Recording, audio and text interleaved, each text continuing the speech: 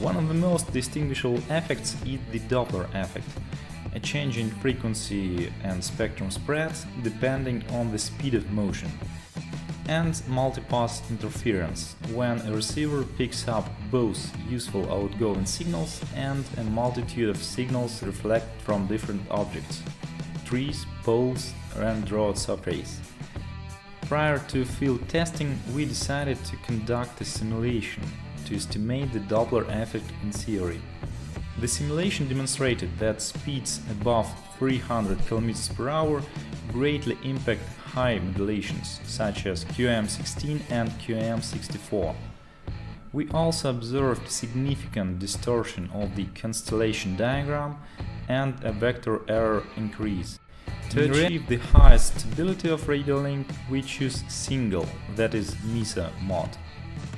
To reduce the impact of multipass interference, we use the latest version of TDMA software, which is always available on our FTP server.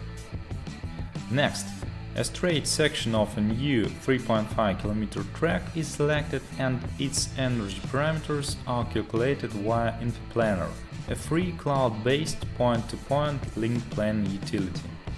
Depending on the speed of movement, the tests last from 1 to 4 minutes. During this time, the radio link is as stable as possible, the data transfer rate exceeds 100 megabits per second, and the packet retries value doesn't exceed 5%, which is quite good even for a static radio link. We also conducted several tests to investigate the impact of not only the speed but also the acceleration of the mobile object. During these experiments, the car alternately accelerates and slows down.